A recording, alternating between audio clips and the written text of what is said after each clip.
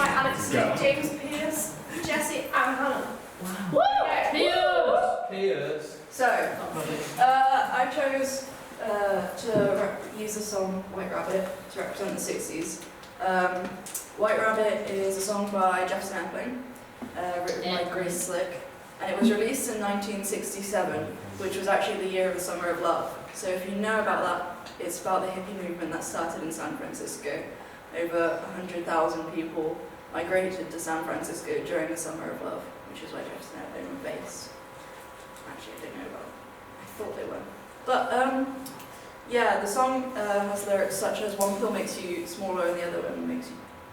One pill makes you large and the other one makes you small, something like that.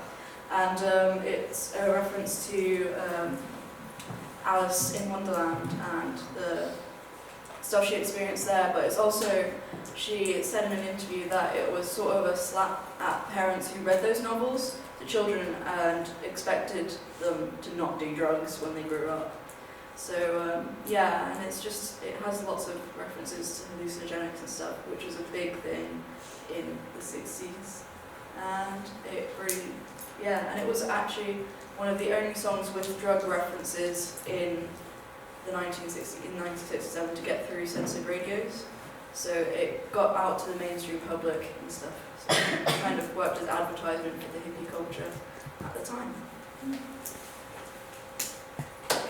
Cool. Yes, James. Jake. When I think of the 70s, I think of Van Halen and his song Eruption, where he does all that tapping, and inspired many great guitarists like Satchel from Steel Panther, Kiko, who's the current guitarist for Megadeth, and Paul Gilbert, who's the guitar for Mr. Big and his long solo stuff. And Black Sabbath released Paranoid in the 70s, which was definitely the start of metal. So great. And punk started gaining popularity as well in the 70s with songs like Judy's a Punk and Blitzkrieg Bop by the Ramones, and also Ghost Rider by a band called Suicide. Other genres that were popular in the 70s were soul, with bands like the OJs releasing Love Train, funk bands like Kool and the Gang releasing Jungle Boogie, and lastly disco bands like Earth, Wind and Fire releasing September.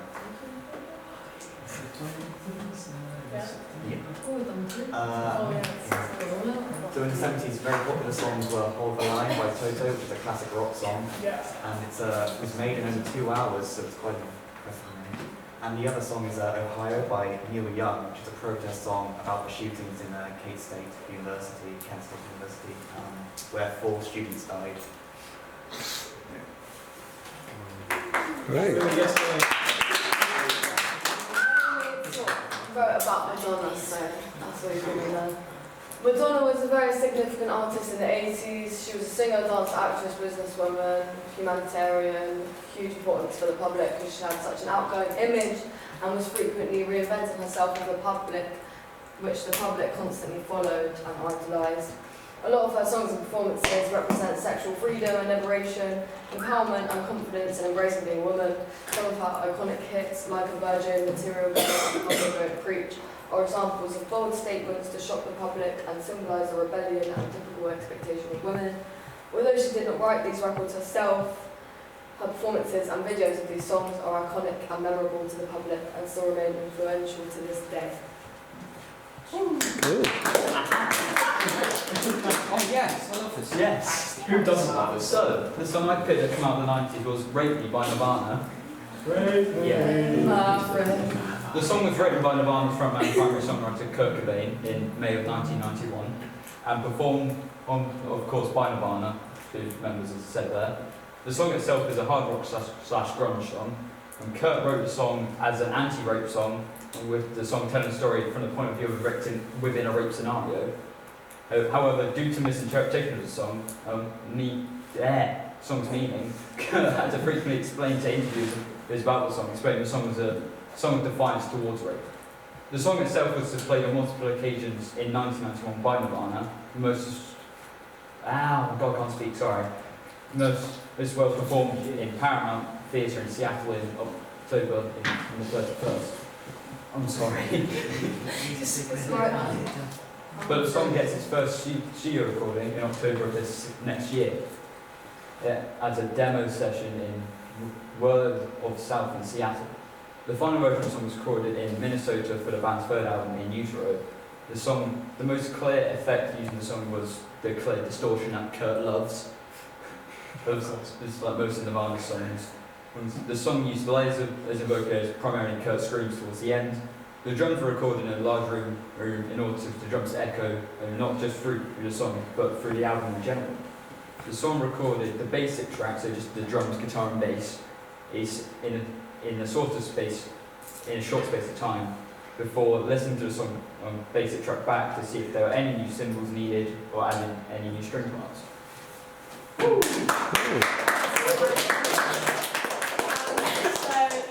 Senorita was our new song that we were given. Quite cool.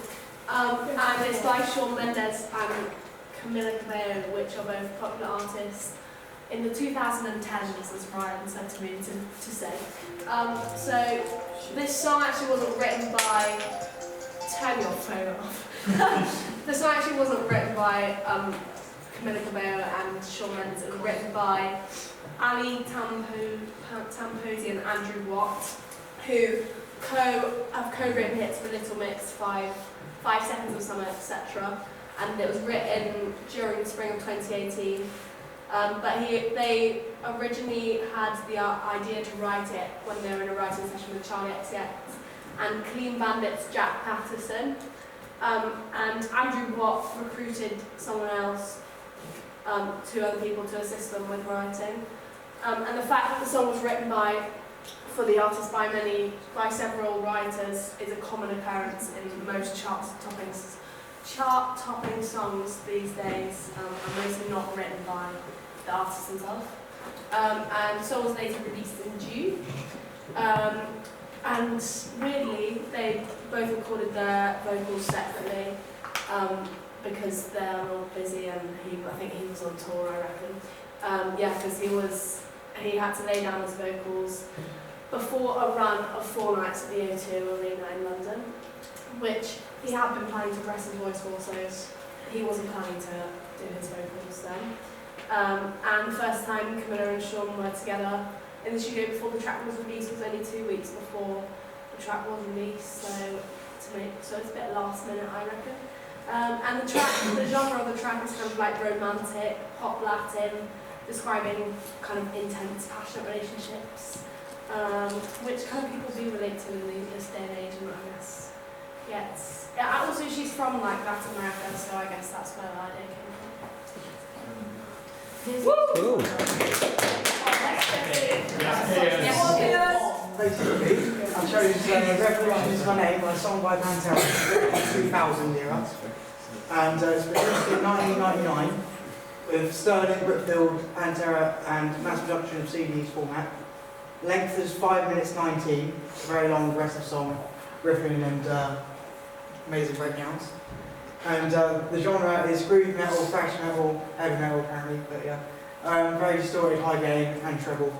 Published with East West Records, songwriters Phil Anselmo, Dan McDowell, Billy Paul and Rex Brown.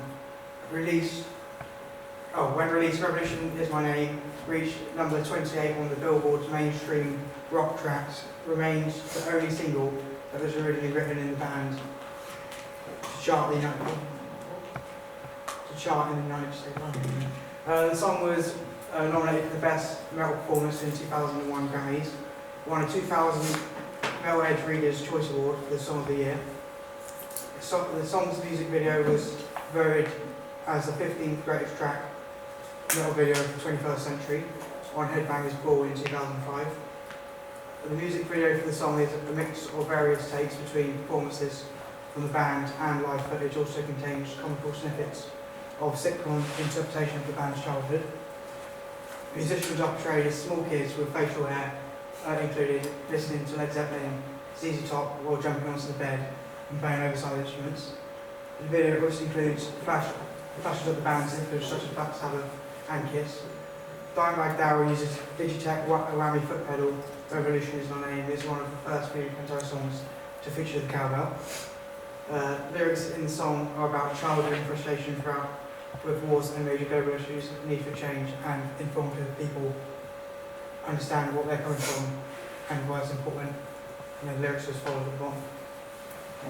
Supposed to be, yeah. Yes, thank you very much.